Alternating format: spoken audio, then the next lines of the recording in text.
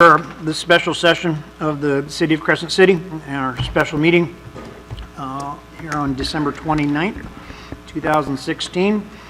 And we very much appreciate Kylie coming and clerking for us today. And if you would please take roll call, I'd very much appreciate that. Mayor Inscore? Here.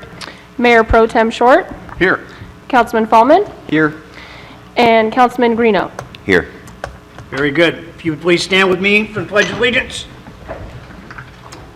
And begin. I pledge allegiance to the flag of the United States of America and to the republic for which it stands, one nation, under God, indivisible, with liberty and justice for all. Thank you.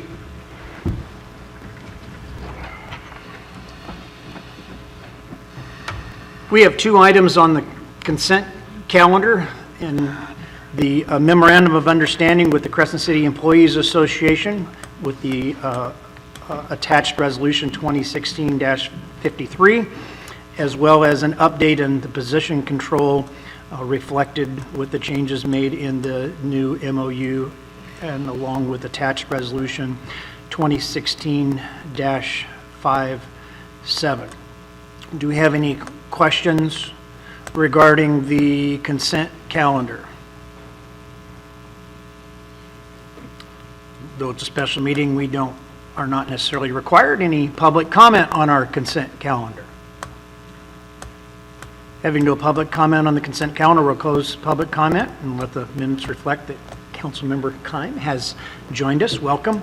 I will bring it back to the council for a action on the two items on the consent calendar. Move to approve the consent calendar.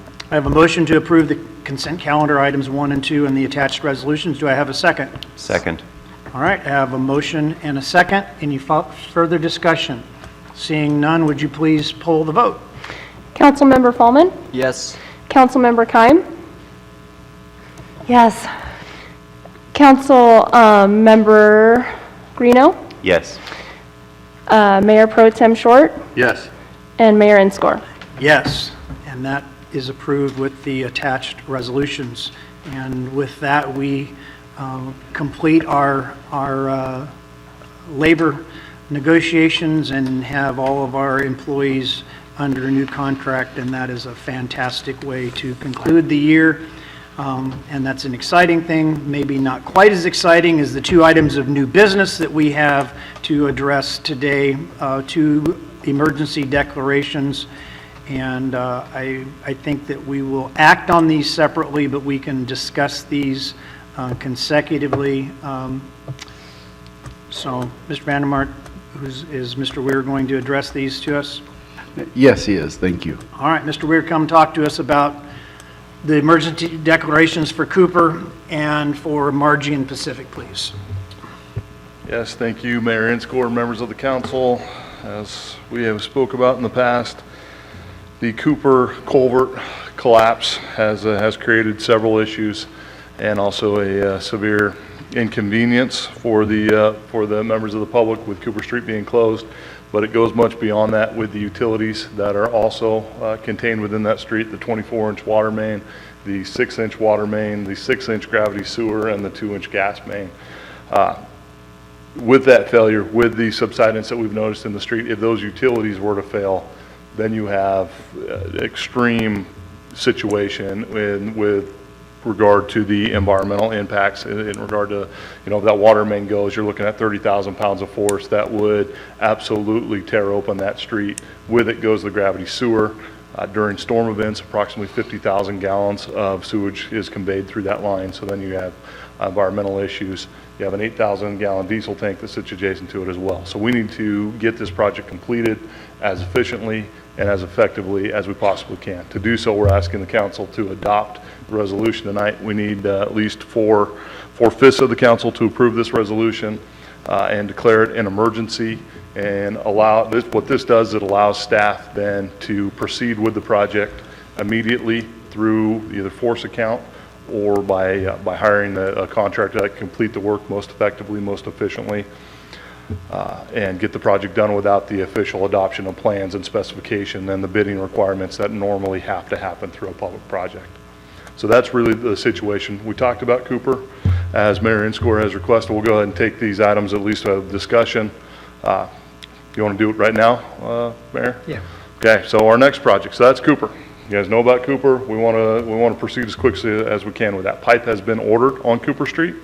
We're expecting that we will commence work, probably not next week, as the city and county are both dealing with emergency projects that don't necessarily take precedence, but as far as timing goes, will be completed first. County's dealing with a culvert collapse in Elk Valley Road. They want to handle that one. We're dealing with the situation on Margie and Pacific. We want to get that handled, and then we'll move on to Cooper. So probably not next week, but the following week is when that project will commence. Margie and Pacific Street. So I received a call last Wednesday evening by the city police officer Lopez informing me that we had a sinkhole that had developed at the intersection of Pacific and Margie Street. After further investigation, it turns out that we did have a bit of a sinkhole caused by a sewer manhole that had completely failed structurally. So it created a 20-foot deep depression in the street that spanned much further than just the manhole. So city crews that night secured the area, made sure the public was not in any danger, closed the street off. That next morning, we opened up the street to find that the manhole was completely structurally degraded. This possibly could have occurred with the high storm flows that we have had over the past couple of weeks that led to the actual collapse of it and the sinkhole that developed. This manhole is a critical manhole to the city and in conjunction the CSA sewer collection system. It has an 18-inch sewer main that conveys approximately 1/3 of the entire collection system through it. There is an 8-inch force main that comes from the Seawood lift station that ties right into that manhole. There is a 6-inch gravity sewer that comes from the west and ties in. It picks up a couple of different apartment complexes, and there's a 6-inch gravity lateral that picks up 3 or 4 houses from the east. So this manhole is not going to be an easy one to bypass, but it is completely failed at this point. We have it stabilized. We have ordered the equipment, and we've ordered the materials that we need to fix it. We're asking the council again to adopt this as an emergency project that needs to be done right away for obvious reasons. That'll allow us to commence the project on Tuesday. I've contacted bypass pumping companies. So in order to bypass this manhole, we're going to have to close Pacific Avenue at El Dorado Street right there, which El Dorado is basically the adjacent street to Margie as you cross over into the city limits. So Pacific Avenue is going to be closed. We're anticipating that closure will last for 1 week. That's if everything goes well. So we'll bypass the 18-inch. We'll have to set temporary tanks to bypass the gravity lines, and we'll have to re-plumb and connect a pressure line into the next manhole down to bypass it all. We're talking to Hemmingson Construction to assist us with this, because not only do you have all these utilities in there, but you have a manhole that's also 20 feet deep in the ground and has to be completely replaced. So we're getting all those logistics in place. Part of it is to have the council make this emergency declaration tonight. Costs associated with these. We've talked about Cooper, 100 to 150,000 on Cooper. Again, as directed by the council, we're going to request the local transportation commission assist us because this is such a critical street and a collector street. Again, these storm situations that we experienced last week, the December 14th storm, which was an extreme storm for us, created extreme flows throughout the collection system, including going through this manhole.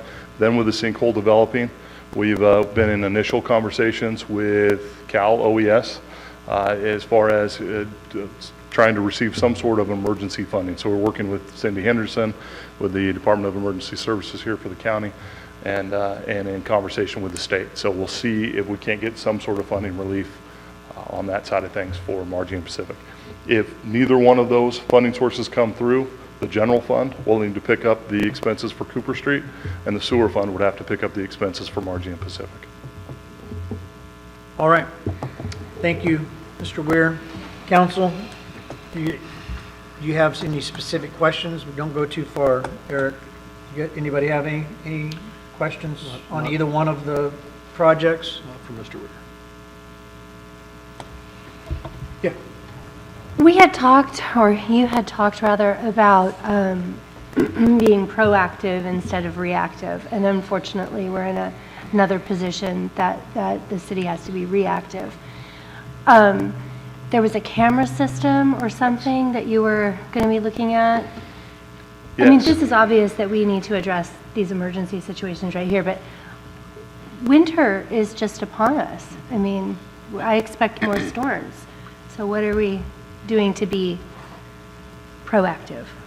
So yes, Mother Nature with all of her glory this year, without a doubt.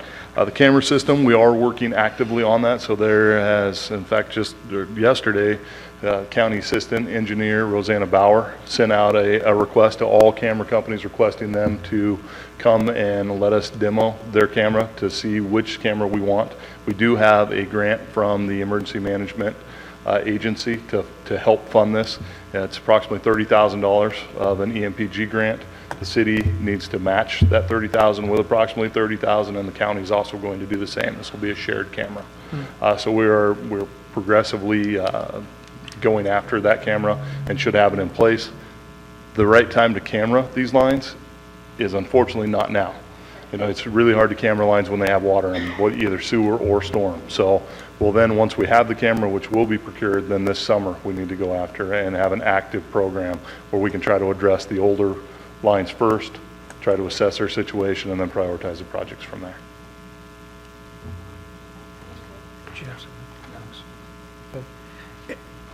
Having looked at the serious degradation at the Margie Street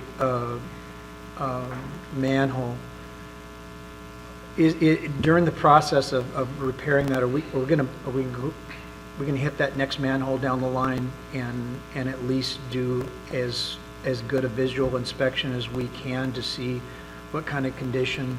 I mean, it just makes sense that if that, granted that manhole has been cut into multiple times and it is old, but on that, because it's on the trunk line where we have all the system running from everything north of Pacific, I mean, we really need to, as Councilmember Kine pointed out, be as proactive as we can to address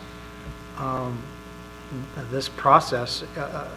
So, I mean, is there a way to do a visual inspection without digging that thing up?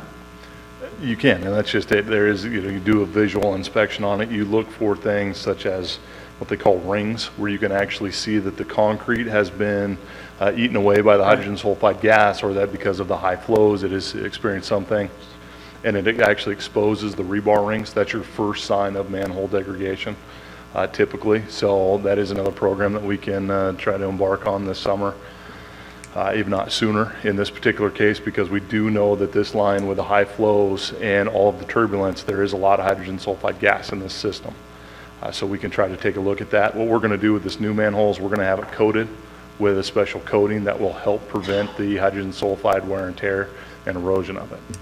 I guess my concern, especially having seen what happened to this one, continuing the line south, if the next manhole doesn't have any reinforcement in it either, I mean, it's not a matter of if this thing is going to deteriorate to the point of failure, it's when will this deteriorate to the point of failure. I mean, the idea of building something of that magnitude that doesn't have reinforcement in it, and maybe that was just a cost savings done 40 years ago, but I mean, we've got to, again, I'm going back to what Councilmember Kine pointed out, we have got to get ahead of some of these things. And I know it's a terrible time to do it, but at least to be able to begin identifying where are our potential failures so that we can start plotting our work plan for the next year to address some of these things. I know, I'm not telling you anything you don't know. No, Just- but I completely concur, and especially in this particular line. This isn't the only manhole that's going to experience this. It's not the only manhole that experienced the extreme high flows that we saw, nor the hydrogen sulfide gas that's, I'm sure, breaking down this concrete. So we will need to address. What we need to do on the immediate near future is to just take a visual inspection of it, make sure that we don't have another situation that's going to hit us in 2 to 3 weeks, that we do Right. have at least a couple of months. Exactly. And then try to prioritize it and fix it. This isn't an easy fix. Now, you guys, I don't know, you saw the packet, the numbers on Margie and Pacific, somewhere around 150, could be as high as 250. Cooper Street, although it is very cumbersome in the project in regard to the utilities and shutting the utilities off, the sewer bypass portion isn't nearly as complicated as what it is on this. So with the sewer bypass system, you either have to install alarms like we did on B Street where it's a longer duration project, or you have to have 24-hour monitoring. So that's what we have for Margie and Pacific, and that just drives your costs up tremendously, especially in a situation like this where it's not just one plug and one manhole with 2 pumps. We have to bypass the main 18-inch trunk line with 2 pumps and have redundancy there. We have to bypass the laterals coming into it. Then we also have to bypass the force main. So it's really like a triple sewer bypass. I would like to express my appreciation. Marion Score happened to come by when all this was unfolding on last Thursday evening, and the crews very much appreciated the coffee, so thank you very much, and moral support as we work through the issues till the late into the night. Okay, anybody else have any questions for Mr. Weir? Very good, thank you. Okay, thank you guys. All right, we'll bring it back then, and again, we don't necessarily have to have it. If there is any public comment, we'd certainly welcome to hear from you. Having none, we'll close public comment, and I'll bring it back to the council. We do need to address these separately because we have 2 separate resolutions. Mr. Vandermark, do we have is there a maximum expenditure that is allowed under this emergency declaration? We defer to our council for that answer. There's not one listed, and there's not one set by law. So the answer is no. Okay. I'm always a little uncomfortable with carte blanche when it comes to something that's as big as this. I guess given our current financial situation, I feel like we need to at least have some communication if this is going to exceed the maximum anticipated that's in the staff report. I don't know whether or not we need separate action for that, or if that can be just an understood. But if we're going to exceed this, and all of a sudden what you said could be 100 to 150 becomes 200 to 300, or vice versa, 250 becomes 450, I really feel that the council needs to have to be way back in on that if it's going to exceed the estimated cost. I don't know how we do that. So there's a couple of different things you could do. You could, as part of your motion, add some monetary limit if you like when approving the resolutions. The other thing is just to know that as long as we're under this emergency declaration, staff is required to come back to you at each meeting. So at your next council meeting, staff will come back with an update, as well as any actions that were taken for you to ratify, say if there was a contract that was entered into. And we'll have to do that at each meeting until the emergency is no longer and it's taken care of. So what could be spent now would be in between now and sort of the next meeting before you got your update. So it's not as though you won't hear about this until 4 months from now when. Sure. No, I understand that. Okay.